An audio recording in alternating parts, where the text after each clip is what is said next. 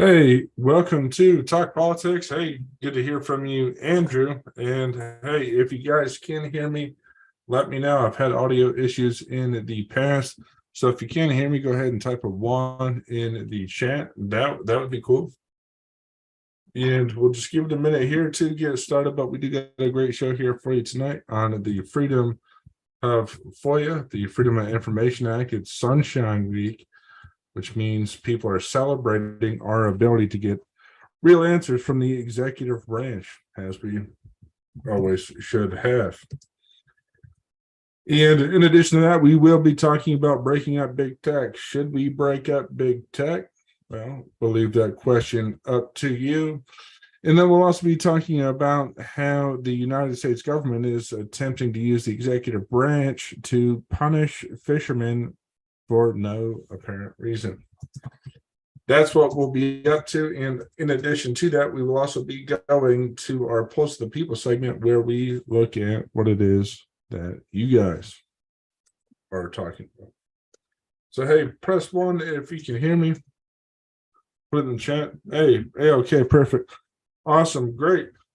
Good to hear it. Well, we will go ahead and get started then. Hey, welcome to Talk Politics, the only show where you don't just listen to the news, but help make it.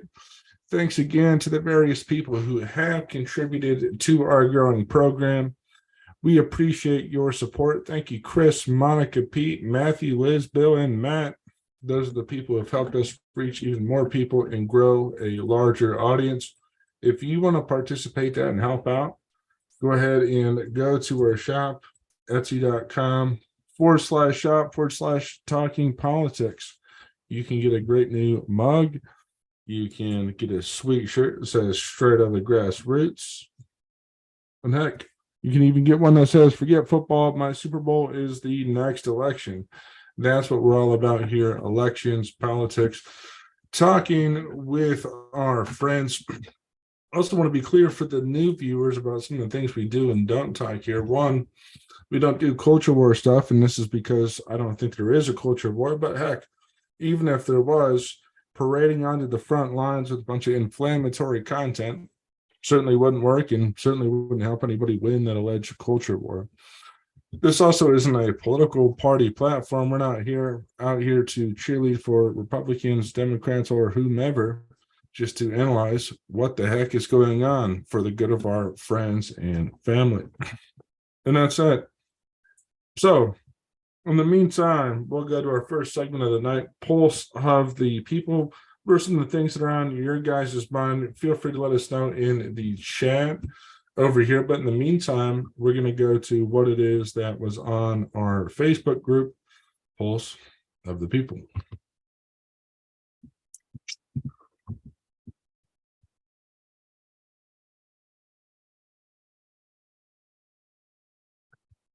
Hey, we are back, Pulse of the People, talking about what it is that you guys are focused in on. And heck, we had some great discussion, particularly centered around different political candidates, what it is that's going on, whether or not you support more Ukraine spending. And so actually, starting with that, House Republicans are indeed most likely to vote this Congress for more Ukraine spending. See what's actually going on in the House and Senate, from my understanding, is that you have Republicans that are suggesting that no, Americans still want to fund Ukraine, and those that don't are in some kind of denial, right? So that's what it is that you have going on. Some people won't budge off of that position, and we're going to end up footing the bill for an endless Russia-Ukraine war. And so that's why I wanted to ask this question. Hey, House Republicans are going to vote on this. Does this make you more likely to support Republicans? And we didn't have a single answer. There's not a single person that I've talked to that says, yes, we need more Ukraine spending. And it's important to keep this in mind because, again, what Republicans are going to do is say, well, we're not going to give a blank check to Ukraine. We're just going to do targeted spending. Okay, and so they're trying to weasel their way and dance between funding Ukraine and, well, not. And so they're going to come up with this lie, hey, no blank check, which really means we're just going to keep paying for more endless war.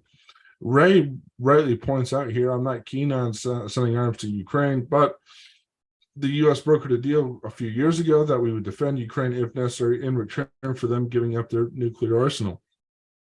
They did forgo their nuclear weapons, and I believe we must honor that promise. Well, it's certainly an interesting point to consider.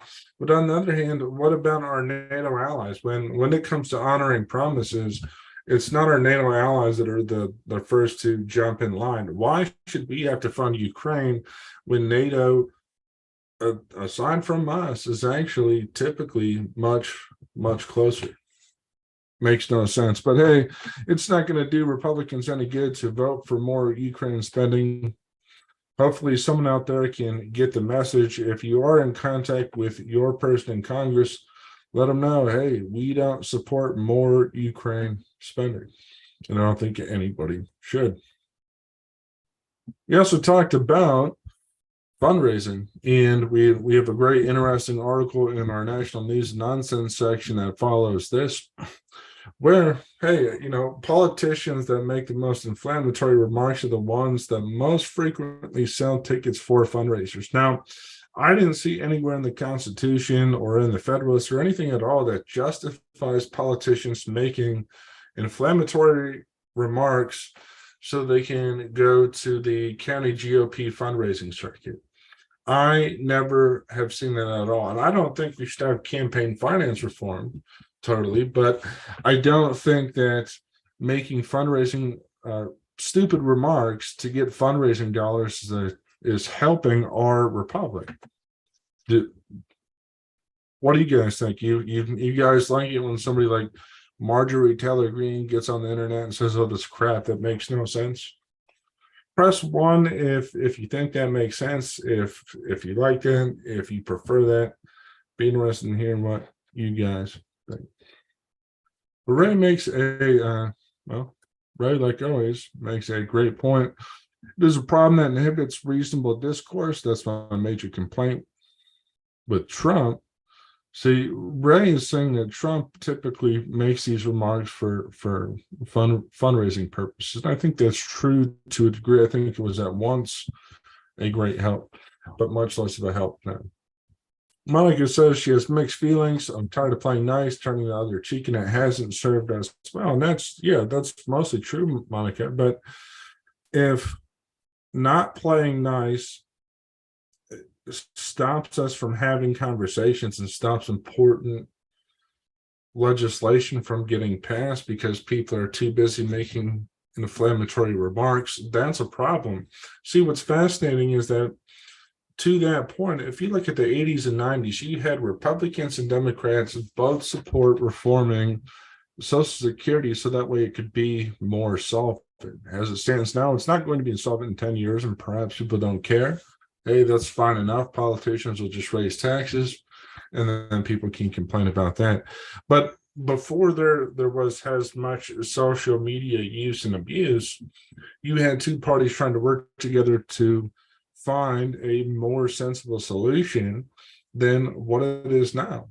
And insofar as posturing for the cameras and clips and getting Twitter likes, insofar as that's harming our ability to have reasonable discourse, that should be condemned. And it's part of the reason why I have this program here, because I am saying, hey, we have an opportunity to talk with our friends about the political issues that matter most, and we can cancel TV subscriptions, we can cancel the pundit class, and we can actually talk about real problems instead of just letting people piss each other off at our expense.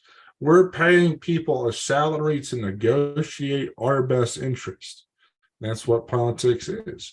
And they're not doing that. Instead, they're taking that money for fundraisers to go on the county GOP fundraising circuit, and it's hogwash. I think all of us should unilaterally condemn it. We don't need politicians that just piss people off. We need politicians who can spend time in an institution to get things done. But hey, what do you guys think? Do you guys like that? Do you think we should have more Bernie Sanders, Trump populists? Do you think we should have people getting out on TV and making a big ruckus? Be interested in hearing your thoughts. I also wanted to talk about fake news.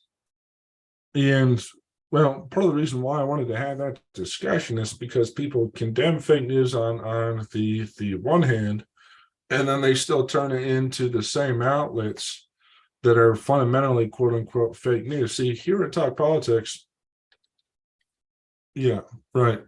Well, yeah, we might need people sometimes, Dylan, to make remarks of going out and getting attention when it's called for. But on the other hand, we need people who are better at negotiating fundamentally. We don't even have that going on right now. And we can look at this by bipartisanship on crucial issues like spending between Republicans and Democrats. They're not even being reasonable about this, when actually the poll that I ran in the small group that I have suggested that, hey, some people would be more open to considering Democrats if they were more fiscally responsible. And I'm sure that more people would consider Republicans if they didn't go over the top with rhetoric. So it seems like we're stuck in a circumstance where we're not really getting the optimal outcome for either party because we have people putting personality over their own constituents. And that's happening far too much. And people aren't holding these people accountable. They're not held accountable at all. Instead, they actually encourage it more. And that's a fundamental problem. See, the difference between the show that I'm doing here today and the show that other people do is that on my show, anything that I say, you can see what it is that I'm talking about. You can see where it is that I'm getting my information right here from my own group. In the next segment, right behind me, you can see all the links of everything that I'm talking about because I believe in honesty and transparency. These guys don't. These guys believe in making crappy commercials to sell tickets for events that are not creating any social good for anybody. And I think at this point we should all condemn that. Just like we should condemn the same fake news that prop up bad politicians. And I didn't make that point here in this comment section, but we have a media that worships, works with the government instead of holding the government accountable. And I think that we need to go back to a time where we have the media that holds government accountable. We should never be turning to the media for objectivity.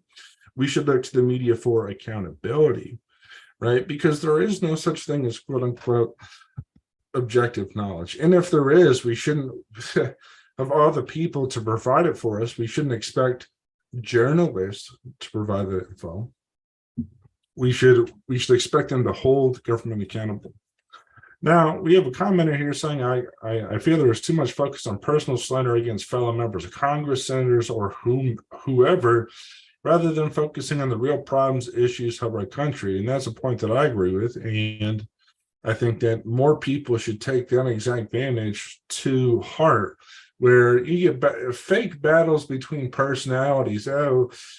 Senator Sanders said this, and now this other senator has to say that this person sucks, and then it's just a big circus. It's a made-for-TV circus, right? That's what Congress has allowed itself to become. Instead of becoming the world's greatest deliberative body, they want to do a made-for-TV circus that we have to pay people to run. We have to pay, these people over 200,000 to just get on TV and sling mud. Now, I don't know about you, but that's something that I could do in my backyard. That's something that I could do right here on the internet. I no longer need politicians to sling mud because I'm going to be in the best position to do that myself. If that's what people want, just sling the mud yourself, right? We don't need politicians to do any of that stuff for us.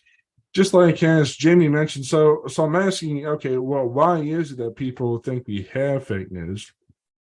And Jamie says that, well, basically all these news stations are covering the exact same thing with lousy, sloppy knowledge. John mentions that, well, there's all this biases and lobbyists and all these other things. Another person mentions a lack of professional voices allowed to express free speech.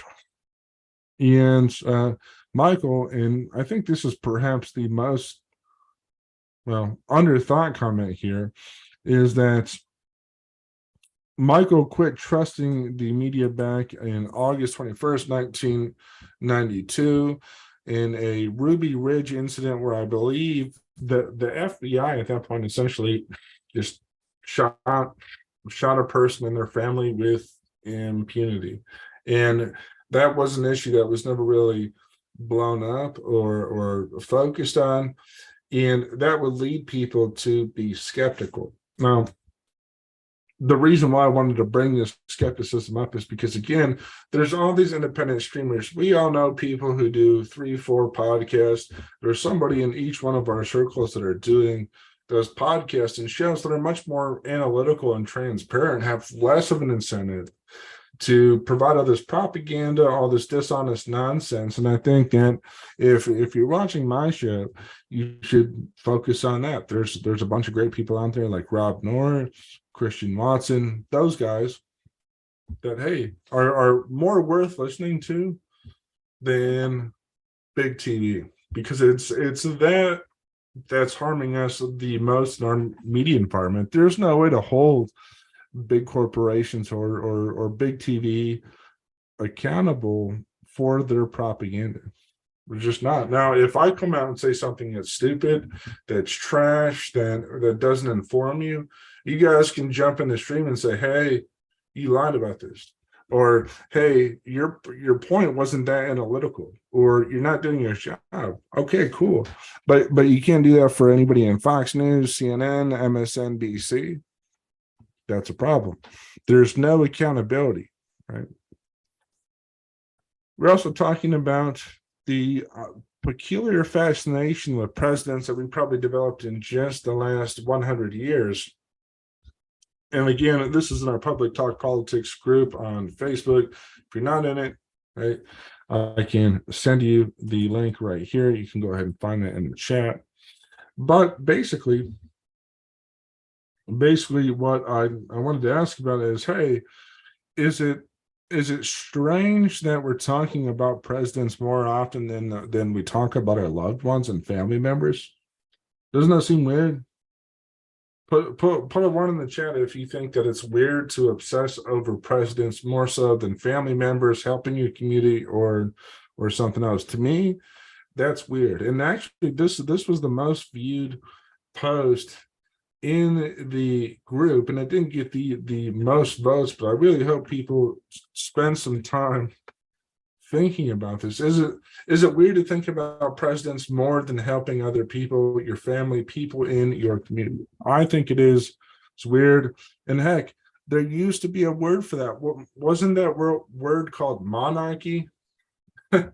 Right? Didn't it used to be the case that the king was a person that people had to obsess about all the time, right? And it was weird then, and as Americans, we should find it weird now. Our executive branch quintessentially has built a media monarchy that's propped up by all these major TV outlets at the expense of reasonable discourse. We're not allowed to talk about reasonable things because we have to focus on the president. You know, how many scoops of ice cream is Joe Biden making today? How many dogs did Joe Biden pet today? Did he fall over? How many times did he stutter? That's weird. Hey, Kate. Well, hey, good to have you in the chat, Kate. Glad to have you guys. Thanks, everybody, for joining. We're just talking about the moral perversion of quintessentially worshiping or condemning or focusing all our time and energy on a single political figure like a president. To me, that's weird. Hey, good evening, Bill. We're always happy to have you here. Good to see you back. We're just talking about presidents, Bill, and how weird it is that people worship presidents or they focus all their time and energy. Now, most people said that, hey, yes, this is weird. One commenter mentioned, this reminds me of my stepson accusing me of worshiping Trump. As a society, do people really talk more about presidents than their own family or friends? Is this a sick joke or something? Well, I didn't see any commenters say, no, that never happens. Right? There wasn't a single person that said, no, I never talk about the president more than my family and friends, or no, I don't believe most people do that. No, nobody made that point. And what I said in response to one commenter is, well, hey, if people don't really talk about presidents more than their friends or family, they still speak with greater contempt or interest about the president than the people that's in their own community. And this should highlight the extent to which the values of our nation have been fundamentally compromised, right? It doesn't say in the Constitution, we have to have a president to worship as if it's God because we don't believe in God anymore. Or you know, we have to go to the church of cable news to get our daily worship session from President Joe Biden. You know, if that doesn't like send chills up your spine, and it doesn't make you think that that's corrupt. I don't know what to say. Now, Ryan made a sensible point of saying, well, of course, we're going to talk about politicians more because politicians are trying to censor us. They're trying to send us to war. They're trying to force us to get a injection, indoctrinate people. And yeah, that's true, Ryan. That really is true. But that's avoiding. See, he went from talking about the president to politicians in general. I'm talking about the president in general. A whole nation's life shouldn't revolve around a single political figure, and this should highlight the extent to which we need to limit the executive branch's powers. They shouldn't have unlimited power to show up on the TV anytime. Heck, they shouldn't even be able to do something like mandate a vaccine for 130 million people. That shouldn't even be allowed to be attempted. We had a president that attempted to force 130 million people to do something. If that's not a problem, I don't know what is. That, see, in any other era, that would be decided as a dictatorship, and some legislative action would be done to limit the executive branch's powers. Not enough has been done. Fundamentally, we have to stop them from consolidating people's attention and power around this executive branch. It's not accountable, and that can hardly speak, that has all these propagandists. No, cancel that. Get back to focusing on, as Bridget mentions, local leaders. We need greater scrutiny of what's going on locally. Most people don't have a single clue what's going on in their state, let alone their county, let alone their township. And if we're going to be, quote unquote, people who care about the republic, that's a fundamental responsibility of ours, is to place a greater emphasis on what's going on locally. But instead, we let the runaway media and president dictate all the nonsense. Bill mentions, I think the media has created a sensationalism about the presidency. Yeah, no, that's exactly right, Bill. And that's the problem, is that because it's easy to focus on a single political figure, it's good for the media to celebrate the president, because Congress is too complicated for them. So they want to go for the lowest hanging fruit, which is a octogenarian licking ice cream and falling around all the time, okay, rather than talk about important, serious topics. Bill also says the narrative has been created that a president is a super powerful and controlling person. Yeah, no, that's right. We need to focus on we the people. It doesn't say in any of our documents, we the great divine executive branch. It doesn't say that, right? And if we let the executive branch continue to dictate our lives, then we're going to have even less power than what it is that we have now. America was meant to be built bottom up. Yeah, that's a great point. Yeah, and more local leaders have advocated accountability, right, due to a sole focus on somebody that we can't control. Yeah, I agree with that sentiment 100%. And we've let this whole thing become inverted, and then we get caught up in trying to go to war in a fake culture war. The culture war doesn't exist.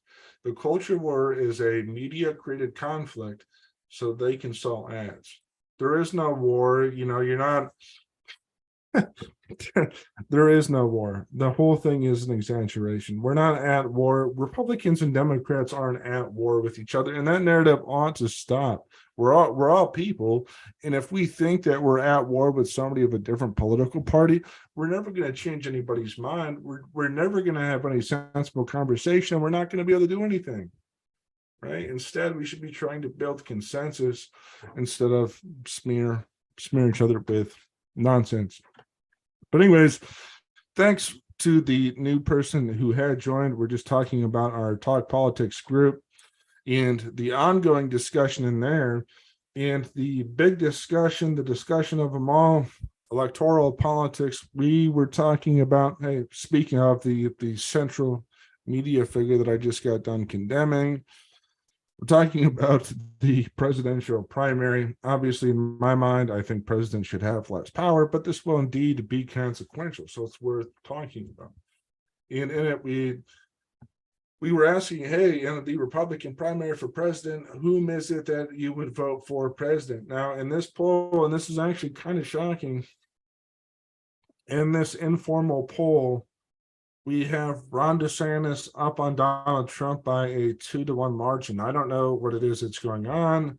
I don't know if people are more willing to publicly support DeSantis, or I don't know if something with Trump's image has gone on, but it's 2-1 for DeSantis and Trump. And in our discussion group, we have a lot of great commentary about why people are supporting DeSantis, or why they're also supporting Trump. Ryan mentioned, I don't have to thank or wish for Ron DeSantis to do a good job. I know that Trump did a good job, and I think a lot of people who identify as conservatives agree with that sentiment, and that's a valid sentiment. But then we have other people saying, well, Trump is pure poison for the GOP for 2024, and heck, even perhaps beyond that. And I think that's the attitude that more and more people are starting to believe, as we just went through an election cycle where Trump endorsed candidates underperformed what they should have. I mean, we had a Trump endorsed candidate in Pennsylvania running for governor that lost by what, 12%? You know, is that the sort of thing that we should be going for time and time again, as another person who acts exactly like Trump and they're getting blown out by 10% at the state level? I don't know. You know, what is it that you guys think? Let me know in the chat. Do you think that continuing on the quote unquote Trump train is going to be successful or not? We have one commenter here. DeSantis is a rhino. ASS should stay in Florida. Trump probably has too much baggage now. Well, it's interesting, Andrew. So whom is it then you would support at this point in time? I don't think you voted in our poll. Other people who got votes in our poll were Nikki Haley, Kanye West. We had 10% that were unsure, and none of the above. So be interesting to hear from you, Andrew. Whom is it that you say that you support?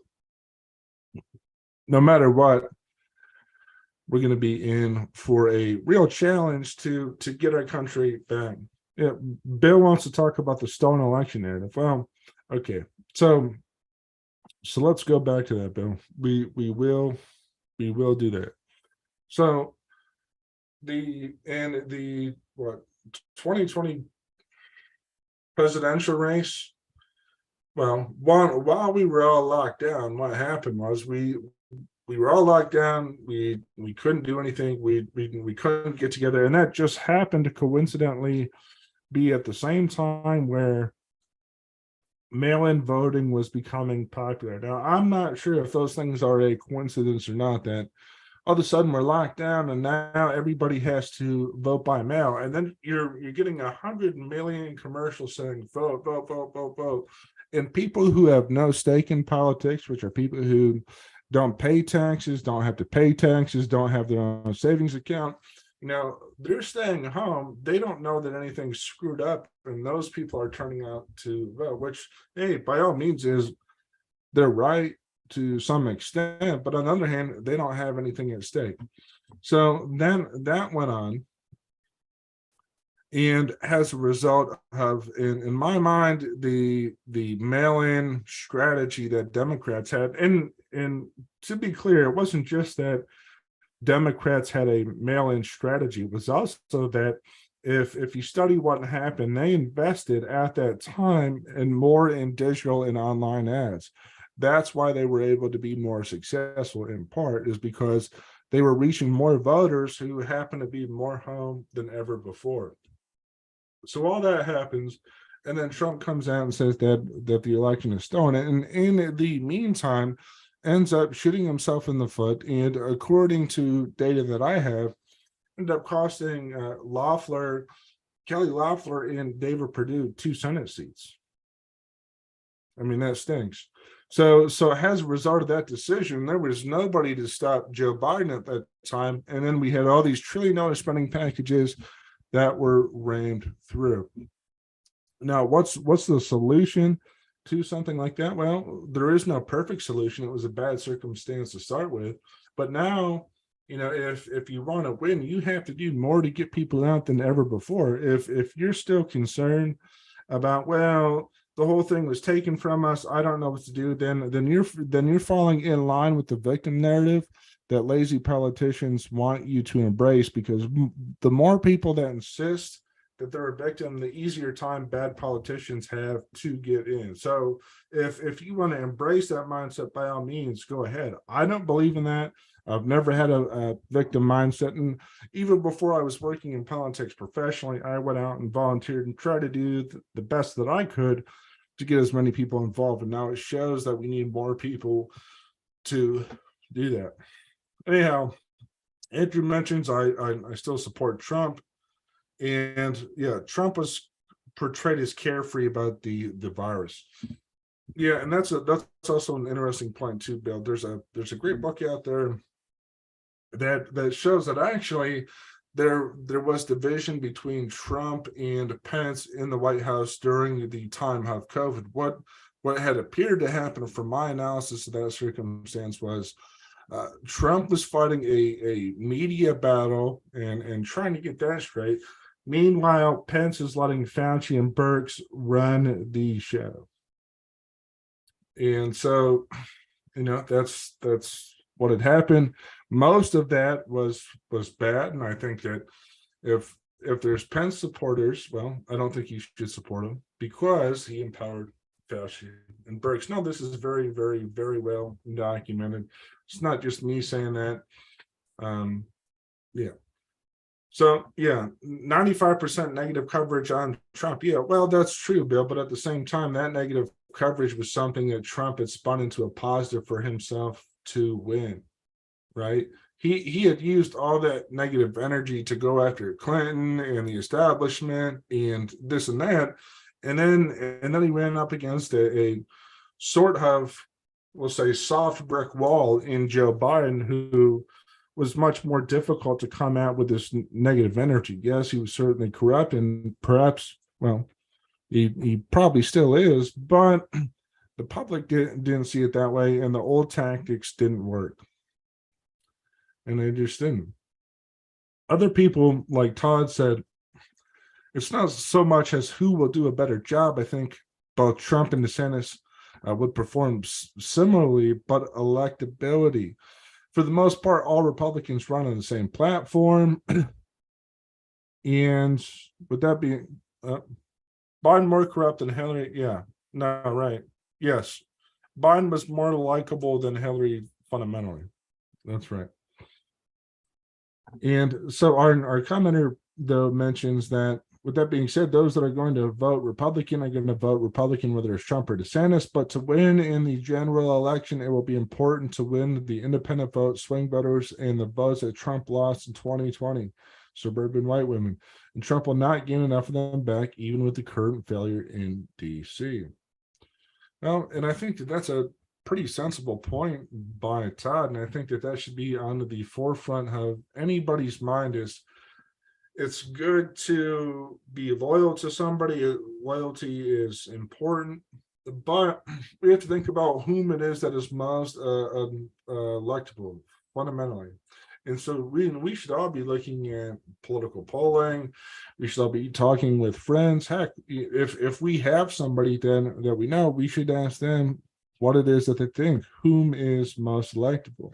I don't think we'd always done that in the past, particularly in Pennsylvania, and I think that's been a problem. Bill said, I think people are getting tired of fighting between parties, and the president needs to not be involved in that. And I think that's probably true too. And that's what I've been saying the whole time, Bill. We need a president who plays a less active role in trying to shape the culture they need to take a back seat and let Congress step forward and let Congress lead. We've had too many presidents that want to take the lead, and people are finally starting to get tired of that, as they always should have. But that's how it was. Now, Michael, my friend Michael here mentions, and Michael is a libertarian, and their convention's a little bit different, where in how they run elections is you can vote no to anybody that's on the ballot. It's called none of the above. It's called NOTA. And if that gets the majority, then you just don't have anybody in that position. And well, that could be an option, I suppose. It would be sensible enough. It should perhaps should at least be offered. And so, yeah. Andrew mentions that DeSantis has the same problem as Doug, too far right, will skate through the primary and lose badly in the general. You need to reach all people. Well, yeah, that's true, Andrew. Yeah, it's probably true. And well, it's up to us to figure that out and do a better job of selecting a candidate that can switch from primary mode to running in the general. I don't think Doug, for example, ever switched campaign strategy from running in a primary to running in a general race. And as a result, we got the result that we got, although I don't think many Republican candidates would have beat Shapiro anyhow, but that's where we are. Bridget mentioned Trump won in 2016 because even Democrats didn't want to vote for Hillary. She says that she voted for Trump in 2020, but she doesn't know if she'd do it again because he was a sulking, miserable, poor sport when things didn't turn out in his favor. That's her words, not mine. Anyone who denies his endorsement is an insult to Trump, and he treats those as an enemy, not as a respectable ally of those before them. For me personally, I find him distasteful more than usual, which turns my brain off and unable to overlook his crassness, despite the great things that he has accomplished. So that's somebody out there making a sensible point. If that's what Bridget thinks, okay, and a lot of people are frustrated with the crassness in politics. If that's what Bridget thinks, then there's probably at least a good couple thousand that think the same thing. Dylan says, as long as Republicans are Democrat light, Democrats will continue to win. Why but knock off when you can have the original? Well, I think that's true to a large degree. And I think Dylan, well, I think the name of the game in the future will be who can do a better job of appealing to the growing independent segment of voters. I think that's fundamentally important, is doing a better job of reaching those people. And our politics are headed more and more in that direction. People don't want to be affiliated with a party. They want to be viewed as a person who needs a particular message. And I think there's some sense. I think there's some sense to that. And so I think the name of the game in the future is going to be to come up with real policy solutions. But we don't have politicians campaign on policy solutions. We have them campaign on rhetoric.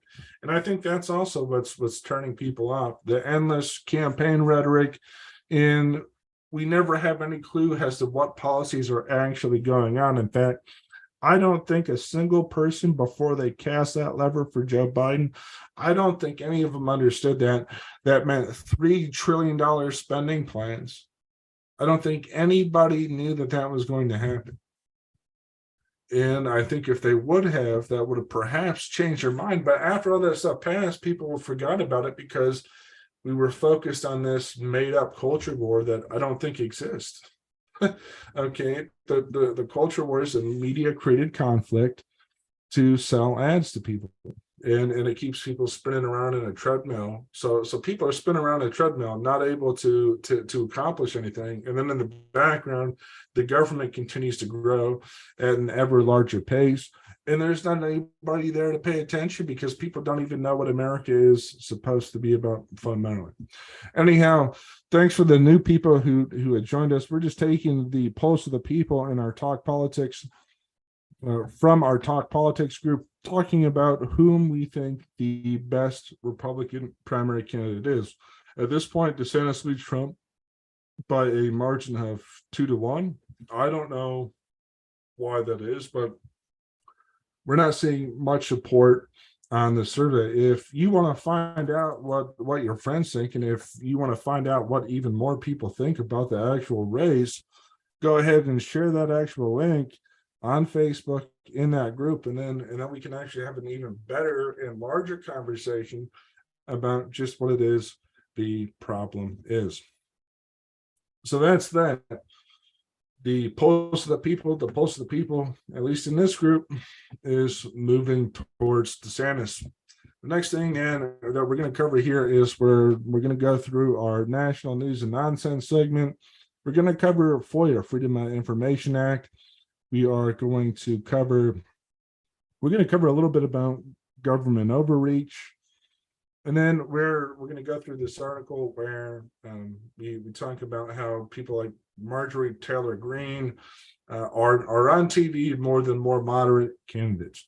So stay tuned for that. And we're actually going to transition to that segment right now, national news and nonsense.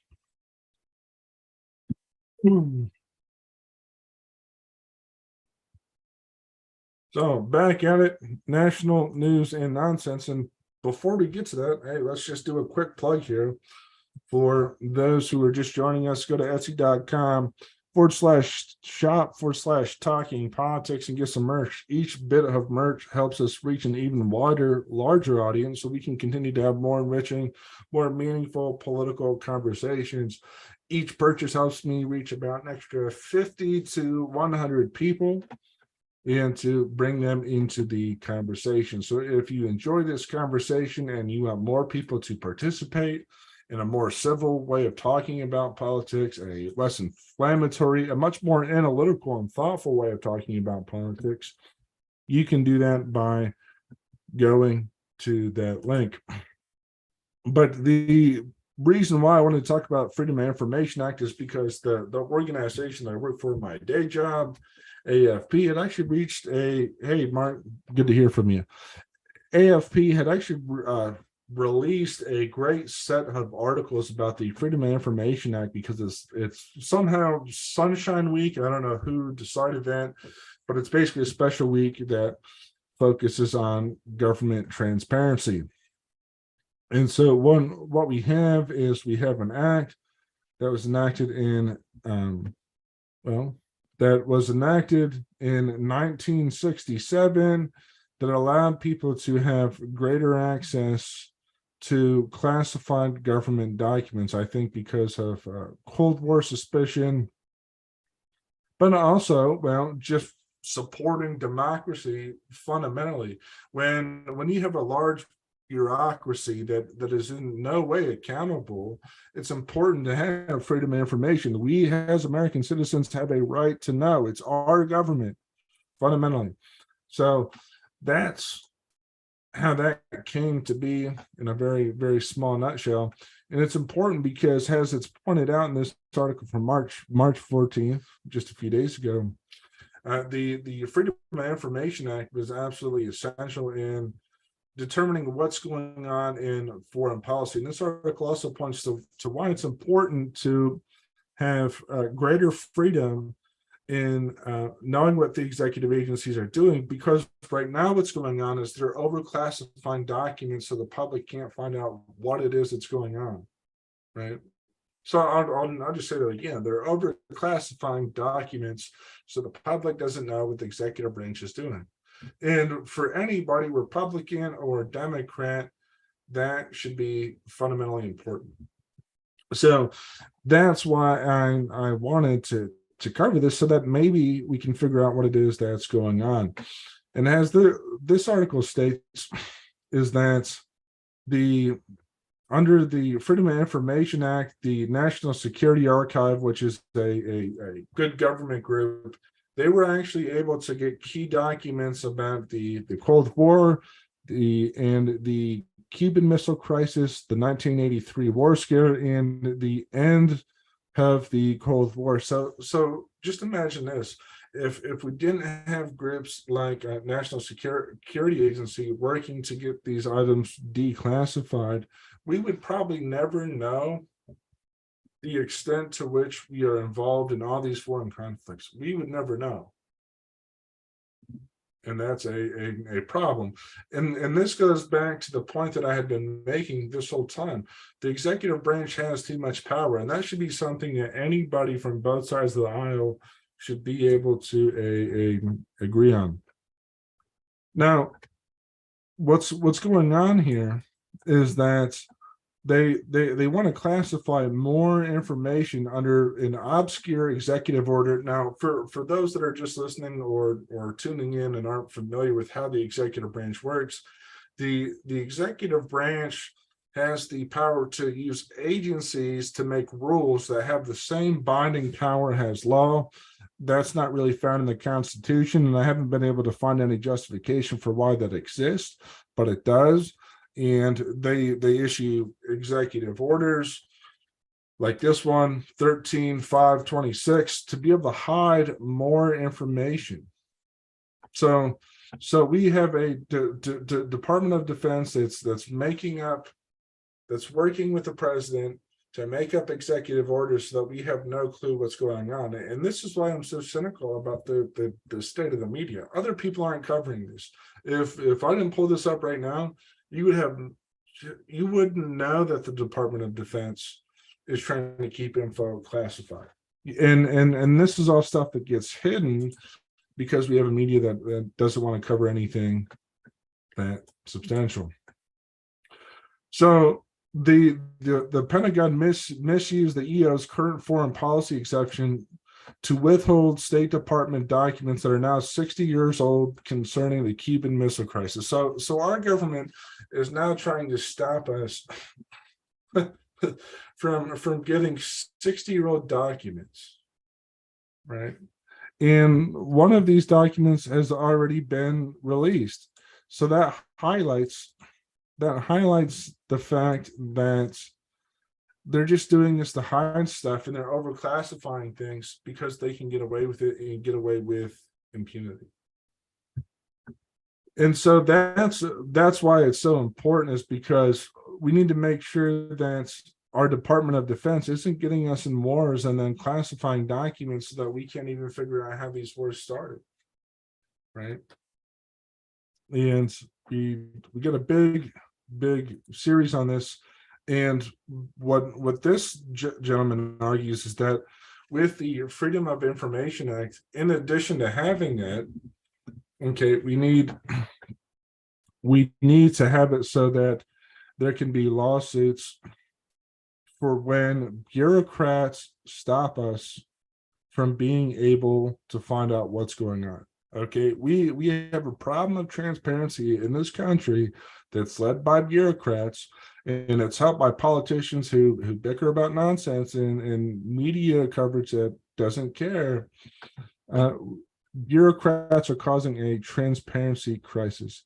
And so as a result, as taxpayers, we have to pay $43 million per year just so we can figure out what's going on with these public records. In fact, our freedom of information is so bad that we're 74th out of 136 nations. Okay, that's how bad it is. And so what we have people in our organization arguing for is to have, well, legal threats. And we need to make sure that public officials are compliant with these public record laws. I mean, think about this. It's not just the executive branch, but it's probably even at the school board level that's stopping people from getting important information. And they need to be, well, they need to know that they could be sued. See, and this is what's so crazy. This was what was so astonishing about this. Mexico has one of the strongest FOIA laws in the world. Okay, so as Americans, we have misconceptions about for different reasons about that country in general. But hey, Mexico, one of the strongest laws in the world.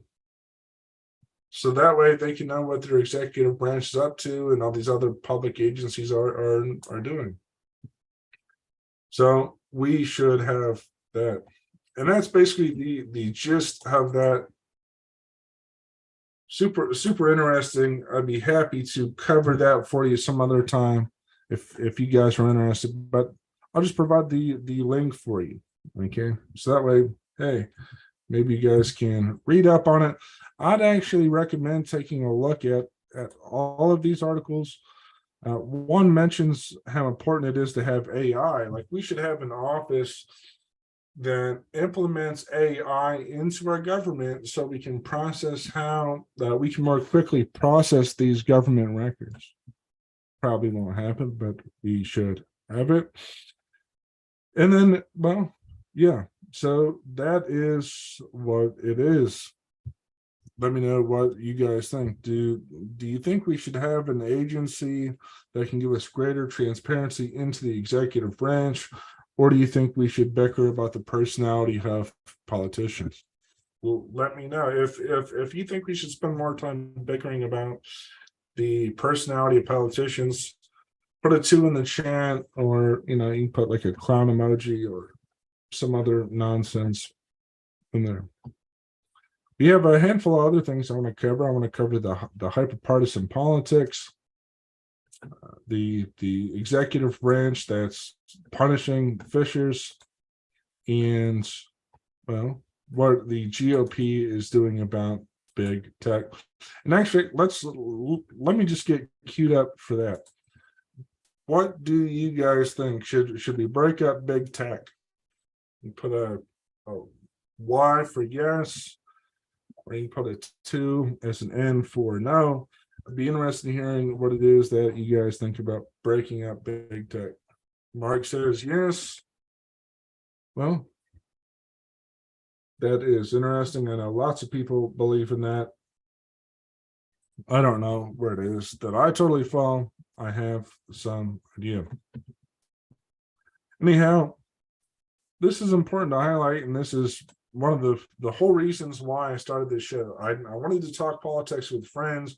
I wanted to be able to broadcast it, and I wanted to be able to increase the thoughtfulness of the conversations we have because of reasons like this.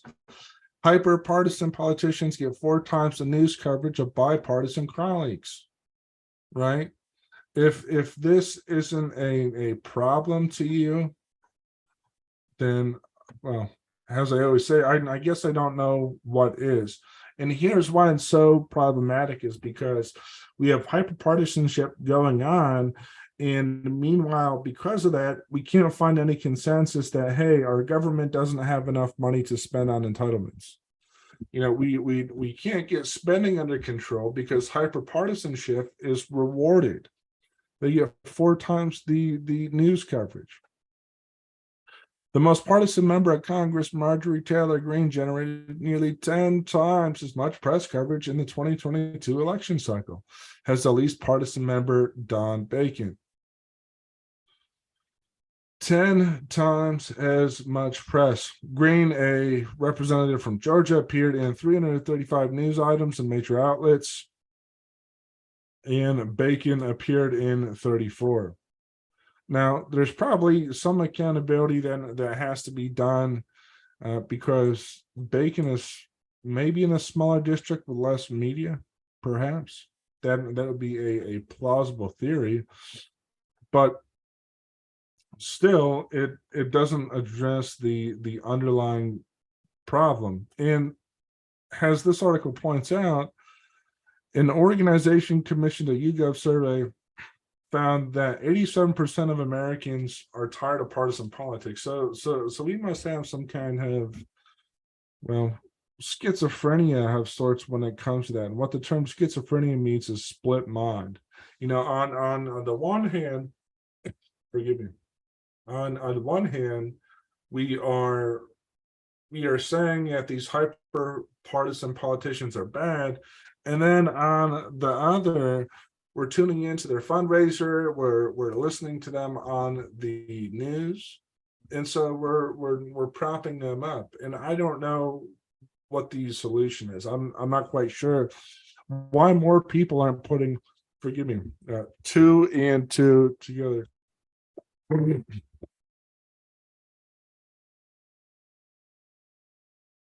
It's a problem. Now, this article blames Fox News for fomenting partisan anger. No, I don't think that's totally true. I think TV is going to do that no matter what. Mark mentions it's easy to control issues and silence people without enough platforms. Well, that's right, Mark. And so that's why I've decided, and this is what I would encourage anybody who's listening to do. Just start your own platform or get on board with somebody else who is. So that way more people can have access to more and better knowledge. Instead of just having all this crap go through DC, go through Fox News, CNN, NPR, just create your own thing. Accountability, yeah. But who will hold them accountable? That's a good point, Tim. Who will hold our politicians accountable? Well, it's apparently not the media. And so I think the best way to hold our politicians accountable is to have more discussions about what the problem is. See, we're not even generally discussing issues. In that Talk Politics group, yes, we do talk about a lot of interesting and good subjects, but in other forums, they don't do that because they're not. Nobody's interested in holding anybody accountable because it's what goes with a proverbial pissing match, right? Where people who are willing to entertain that way of doing things, whoever can do it the best gets the most money, gets the most rewards, gets campaign contributions, right? And so unless we as citizens say, hey, we're just tired of that, we're going to turn the TV off, we're going to unplug the Washington DC news machine, then we're always going to have that. And to some degree, we should always be blamed for that. It's a lot of it's our fault. Now, and that's why I'm doing this program, because I feel personally responsible. Am I doing enough to make sure that we're having good political conversations that make sense?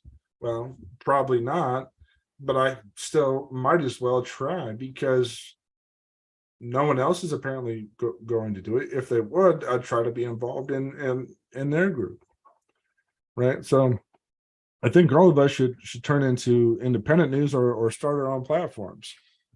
They're the good old boys networks and make no waves. No, that's right, Tim. And that's exactly how it is. And so that's why it's important for us to support people who are independent, because we're never going to be a part of that network. I know right now there is no good old boys network that's going to have me. I'll just say, that's not a thing for me. It never has been a thing for me.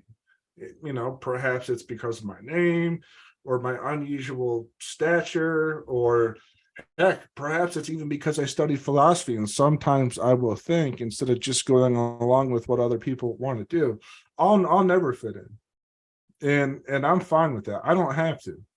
But on the other hand, I'm not going to just accept other people saying, well, you can't have conversations, you can't do this, you can't do that. No. We're not doing that. I'll start my own platform. I'll bring everybody in that I can.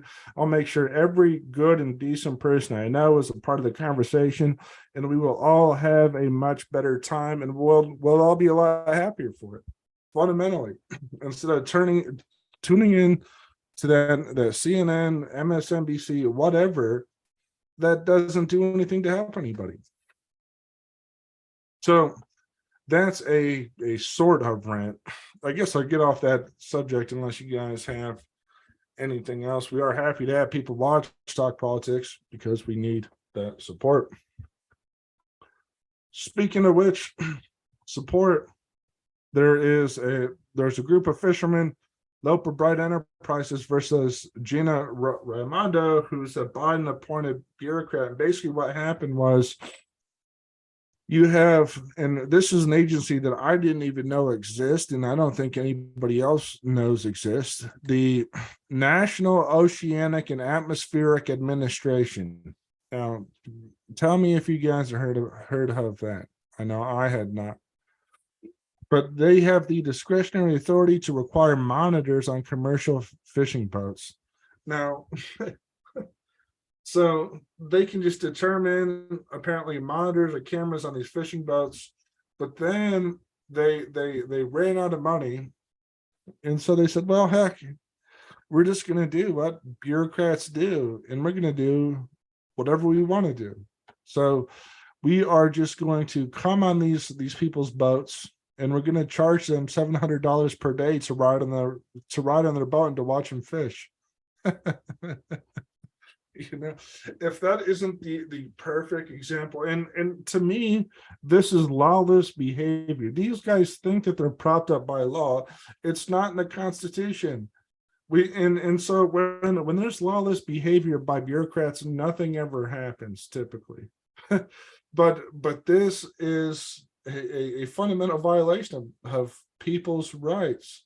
And people need to understand that, yes, law enforcement is important, but law enforcement is just as capable of breaking the law as anybody else. In fact, they they may be more capable of breaking the law than other people because they know what the law is, because they're in charge of enforcing it. In fact, people should automatically think of bureaucrats with great skepticism because a lot of them are law enforcement. They think that they're above the law, and so that's why they're punishing these fishermen by making them pay $700 per day. Now, there is an ongoing lawsuit, and the statutory context makes clear that this bizarre agency, National Oceanic and Atmospheric Administration, can't do this. And so hopefully this will be overturned, and hopefully that will be undone. But it's just important to talk about this because other people in the media aren't. The media isn't talking about the corrupt executive branch that's acting like monarchs, dictators, the aristocracy, and we ought to cancel it. Mark says, no, you're right. Just say no. Another user says, I'm from the government and here to help. Yeah. See, and that's what the government says. I'm from the government and here to help, but they leave off a crucial point. I'm from the government and here to help myself. I don't care about you. I'm above the law. I'm a big superhero bureaucrat. And anybody else who disagrees with me, I'm going to fine them until they want to drop out. So they continue to take as long as we continue to roll over, start a GoFundMe, get along, do whatever it takes to fight. That's right, Mark. Well, and we need a lot more than that, Mark. We need a group of people from all parties that know that the executive branch has to be reined in. The executive branch is messing up all parts of our lives, whether it's through these administrative agencies, whether it's drawing our attention to them on TV, whether it's creating perverse incentives for politicians to do stupid things. A lot of the executive branch is at the heart of that. Right, they're causing it, and I think part of the reason why people never really caught on, or maybe weren't aware how the tyranny of the executive branch was, because a lot of it came through a lot of very quick technological developments that were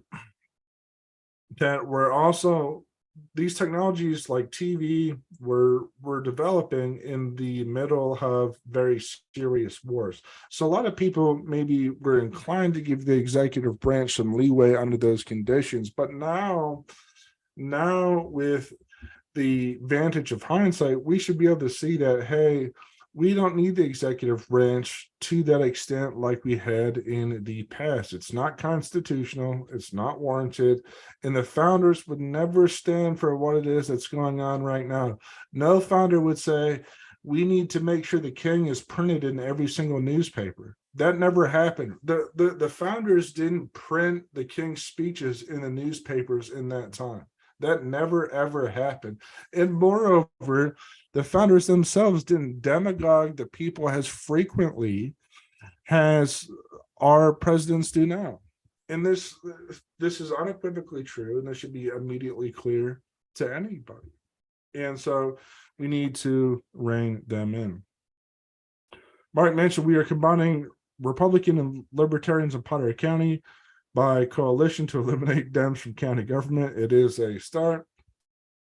Well, we need all hands on deck for all kinds of projects, but I do really truly think one of them should be limiting the executive branch.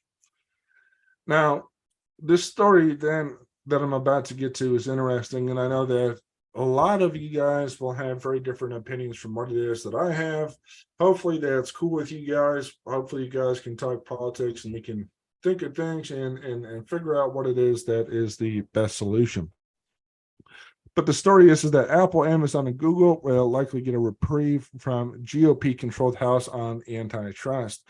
And what I really found interesting is one of the arguments contained in here that's if we break up big tech through an executive branch agency, then we're just going to be empowering bureaucrats. We're going to be empowering government to make things worse for us. And so this what this article reveals, and you guys can read it for yourself. So I'll make sure to put it in the chat if you guys want to go ahead and follow along. If you don't, that's fine too. But basically, Speaker McCarthy, Jordan, and Chairman Massey are sort of in a dispute about Representative Ken Buck about antitrust. So what a lot of people don't know is that Thomas Massey had been appointed, I believe, as the chair of antitrust. And this was done by McCarthy. Some people might say McCarthy's rhino for that. I don't know. But I think that these guys are doing a good enough job of trying to understand how these, I think they're focused in on the right problem. I think honestly, truly, hey, good to talk to you, Mark. I think a lot of these, what the House is doing now, a lot of it's good, because if we were focused on, for example, breaking up Alphabet, Amazon, Apple, Meta, and Microsoft, let's say that we break up all these quote unquote big tech companies, well, then how are we going to be able to find out how they communicate with the executive branch, how they're working with the FBI, how they're colluding with the FBI? I think it's probably the case if we broke up big tech right now, we would have a lesser opportunity to figure out how they're working with the executive branch to censor people. Fundamentally. Now, I'm interested in hearing what you guys think. Do you guys think that that's a valid point, or do you think I'm just spewing nonsense here? It's certainly possible. With a name like Zygmunt, it's always going to be a capability to spew nonsense. But see, even the media, so I think even CNBC is kind of slanted here, and they seem to support breaking up big tech. And here's another thing that I want people to consider when it comes to the idea of breaking up big tech. Let's say that big tech is broken up. Where are all these people going to go to for news? Well, back to TV. So now we have people going from getting their news from social media back through big networks. Then that would seem to be a problem, right? Then that wouldn't be any better than what it is then that we had before, would it? I don't think so. So I just wanted to bring that up. I'm interested in hearing what you guys think. Tim, we need common ground and build on it. Yeah, no, I think that's true. Should we break up big tech? Does anybody have a radically different opinion than what it was that I had mentioned? Well, if you guys do, if you guys still think that we should break up big tech, I'd be interested in hearing your point of view. I think it's, see, here's the tweet. And here's what it would require to break up big tech: giving more money to the DOJ and FTC. That's why Jim Jordan tweeted this. Do you think we should give the Biden DOJ and FTC more money? Do you trust they won't use the money to target conservatives? And do you think Joe Biden, Merrick Garland, and Leah Khan have your best interests at heart? No, no, and no. And that's all the stuff then that it would take. No. Yeah, no, that's right. If it does get too big, it doesn't have any competition. But on the other hand, if it wasn't for quote unquote big tech, I wouldn't be able to have this conversation now. I'm using all quote unquote big tech platforms. I'm using Twitch, YouTube, Facebook to reach as many people as possible. So I wouldn't have an audience if it wasn't for quote unquote big tech, whatever. I don't know how we establish the size of tech. I don't know what makes something quote unquote big. But to break them up, you'd have to empower these bureaucratic agencies that we already said were so problematic. And so I think people have to think about the trade-offs. If we empower the executive branch, are we going to have more free speech or less? Yeah, no, we shouldn't have political party censorship. But on the other hand, if you yourself are feeling censored, then partner with somebody to start a news program. If anybody who's listening right now wants to start their own podcast, I will tell you how to do it. I will help you get each piece of gear. Heck, I'll even help you get an audience. You can use my Talk Politics page or group. In fact, I would really truly encourage this. And if you want, I will help you out. I think that's a better solution than breaking up big tech. We're not going to reach as many people if we break up big tech. At least I don't think so. I wouldn't be able to reach people like Andrew or Tim or Bill. I don't know how I'd reach people. I'd have to send out a bunch of email, and that would be even more costly. In fact, here's one thing about big tech that most people don't know, and we'll actually look this up right now. Facebook supports repeal of Section 230. Now, you have see you have groups like Facebook that want to repeal Section 230 because it'll hurt their competitors. And I know this because I've seen ads from Facebook saying that Facebook supports changing Section 230. And here's what I think politicians would be interested in doing. They'd be interested in making it seem like they're for breaking up big tech, but then while it doesn't do that, they would rather empower big tech, and then they can get more campaign contributions from them. Right now, I don't know if I'll have to look and see if this article is it. But yes, Facebook said that they wanted to modify Section 230 because they thought it would break up their competitors. Yeah, but Bill mentioned Trump started Truth Social. That's right. Well, and if people like that, then they should go on there. It comes down to network access for everyone. Oh, yeah. No, you're right, Tim. It is challenging to get good internet in some places. A lot of that's a topographical issue. So yeah, no, that's right. We should have good internet for all people so people can get the same information. But big tech won't be punished by repealing Section 230. And lastly, we will conclude with this. And hey, thank you guys for sticking with us for an extra 15 minutes. It's been a great show. It's actually been the best show that we've ever had all around. And I want to thank you guys for that. But we have an interesting perspective that doesn't seem to be backed up by any observation I've made. And I haven't seen anybody talk about this in the Talk Politics group, is that we have newspapers saying that a Republican civil war on Ukraine erupts as Reagan's example fades. And basically what the media is trying to say is that Republicans are truly divided as to whether or not we should spend more money for Ukraine. And I haven't seen that at all. And in our Talk Politics group, there wasn't a single person who says, I want more funding for Ukraine. I haven't talked to a single person that's really truly said that. And now Now we have the media saying, well, there's a civil war. No, actually, there's agreement. Republicans don't want more spending.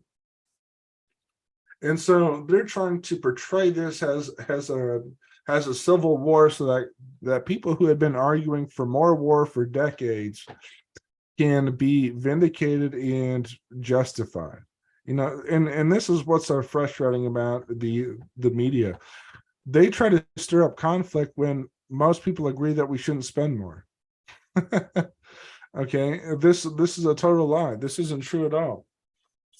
Andrew mentions, so I think Andrew's going back to our previous topic, is that we need a nonpartisan platform to reach out to supporters and detractors.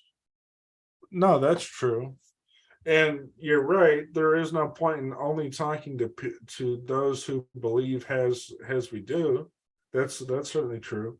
But I also think that that's why it's incumbent that we try to start our own platforms or have our own shows. I know, Andrew, that you have your own show where people can be civil.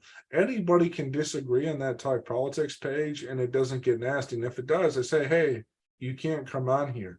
But instead, people go to these message boards, or they jump on Twitter or something where it gets to be into a nasty, nasty fight.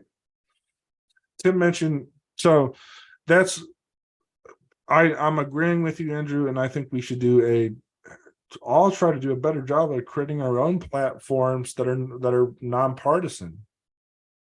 I have issues that I talk about here that people would probably say is partisan. A lot of people maybe view me as partisan, but in my mind, I'm mostly open-minded, and I'm willing to be persuaded if something is more effective. I don't have any interest in being a preacher for a political party, because that's not going to pay dividends for anybody. And if it does, it's because I'm cheating people out of thought in their time.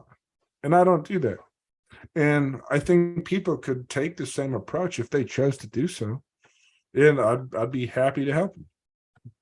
Anyhow, so that's where we are on that, Andrew. Tim mentioned whatever happened to peace negotiations. So, right. So most of us support Ukraine and Russia negotiating over something. That's what it is that I've seen. I haven't seen Republicans tearing each other over into shreds, saying we have to give more money to Ukraine. And now they're trying to say America first is coming in from the fringes. That okay, that not supporting war is a fringe idea. Yeah. Okay. There is no way to justify this, right? And this is why these groups are so bad. This is why the Washington Post in particular is so bad. In fact, even the tagline for this, democracy dies in darkness, is garbage. We're a republic. We're not a democracy, and we never had been. The founders didn't like democracy. And if these people had read anything other than their own crappy newspaper, they would probably know that. But now they're saying that it's fringe to not support war, which is fundamentally crazy. And heck, it makes no sense. These guys are proactively advocating, as I've been telling you in each one of my shows, proactively advocating for war. See, these newspapers, they like war, they like COVID, they like conflict. Why? Because then people buy their papers. It's a way, it's a welfare program. War is a welfare program for the press. They love it. Anytime an overseas conflict can happen, then they can report on it, they can make things up, and then they get to be superheroes again. But we're on the front lines of what's going on, and they get to play hero for an hour or so. So that's see. Now, it is true that a lot of Republicans don't agree with Bill Kristol anymore. It is true. Yeah, papers like sensational. Yeah, they love it, and sensationalism creates welfare for newspapers like war does. So, but hey, they're saying we still got people like Marco supporting Marco Rubio seen as a young voice of traditional Republican foreign policy. Okay. So they're trying to say that supporting endless costly wars is the traditional position. Right. And well, they ought to be exposed for that. Now we have another famous war hawk here, Mr. Josh Hawley, who says China's on the march and we're not prepared to stop them. Well, China's not on the march to anywhere, and they're not a military power. And if anybody's telling you that China is a military power and that they are as militaristic as the United States, that's not true. The United States has illegally bombed, detained, killed more people probably than any other nation in the world. And if not, we're still involved in too many conflicts, fundamentally. So that's that. What is it that you guys think? Should we be involved in more war? Do you think we should do endless spending for Ukraine? Let me know. That's really all I got. This is a long article, just exaggerating about war. I just wanted to bring that up as another example of how we have a corrupt press and the need for having more shows like this. In the meantime, if you guys don't have anything that you want to say about the war on Ukraine again, you guys can help us out. Yeah, politicians are lobbied by military contractors, and I think right now, well, we're still providing most of the war or most of the world with weapons. So that's always been another fascinating point to me, Bill. And perhaps I'll go into it in more detail some other time. But in the United States, some people want to cancel the Second Amendment, while at the same time they want us to sell weapons to every other country in the globe. Okay, well, we can't have legal guns, but we have to sell guns to other countries so they can violently overthrow their leader. Boy, that's a real peaceful, kind, warm-hearted mentality. But in the meantime, well, we might not solve all the problems, we might not change all the culture today, but we can fill our mugs up, or Talk Politics mug at etsy.com/shop/talking politics. Yeah, that's right, Tim. No one wins wars, millions suffer on both sides. Look at the drug wars. Yeah, no, right. That's the prohibitionist drug war mentality doesn't work. And you can't bomb people into complying with things. People are people. People have a fundamental human nature that supersedes culture, and that nature isn't going to change by killing them. We've had no success in changing culture through mass bombing campaigns. Well, hey, that's all we have for our great episode of Talk Politics tonight. In the meantime, we'll be back in our Talk Politics group. Make sure to post there. Make sure, if you are still listening, to share that Talk Politics poll. That's actually helpful, because then we can have an even better conversation of, whom it is that people support what. We can learn who supports what candidate. We can have a more thorough conversation, and well, it'll be good. And I'll show you right where to do that. If you go to the link that I'm about to put in the chat, you're seeing me look at it right now. You go ahead and share this, then we can have an even better discussion, or at least have an understanding of who is supporting whom. So if you just go right to that, and then we can get more votes. We're up to 50 votes. Still, we get another Trump vote. It's not quite 2-1 anymore, but it was. In the meantime, thank you all so much for joining another great episode of Talk Politics, and we will catch you all next week, and hopefully every Wednesday at 8:30. Till next time.